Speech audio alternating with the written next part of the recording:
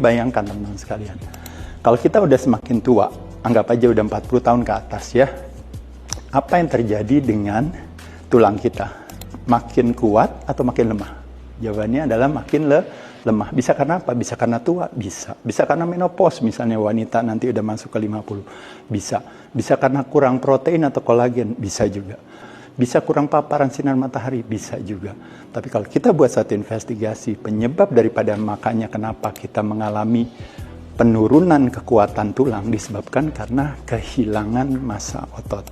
Nah, jadi saya kasih tahu teman-teman sekalian, sejak umur 40 tahun, setiap tahunnya, kalau misalnya kita terus-menerus tidak pay attention terhadap otot kita, maka terjadi kehilangan 1% per tahunnya massa otot kita. Itu setara dengan 1-3% fungsi. Dulu bisa jalan jauh, dulu bisa naik turun tangga, sekarang mulai berkurang. 1% massa otot hilang setara dengan kehilangan kurang lebih sekitar 3-5% daripada strength and power. Kekuatannya juga dulu bisa bawa barang sendiri, sekarang udah mulai susah. 1% massa otot per tahunnya itu setara dengan kehilangan 8-10% yang namanya speed and explosiveness.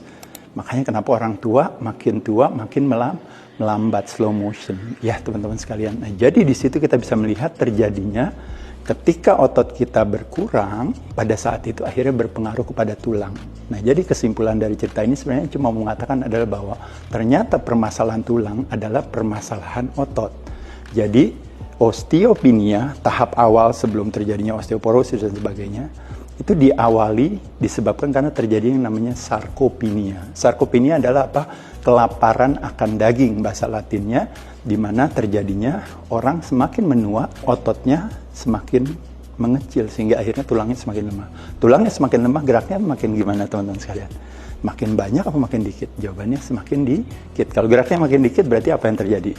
Lemaknya naik atau turun? Lemaknya naik. Nah, jadi apa yang harus dilakukan?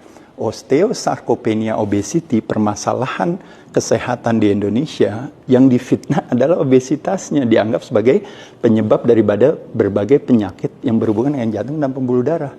Mulai daripada diabetes tipe 2, hipertensi, fatty liver disease, masalah jantung, cardiovascular disease, termasuk juga stroke, bahkan even cancer. Yang salah adalah obesitas. Padahal obesitas adalah akibat. What is the root cause of the problem? Is under muscle.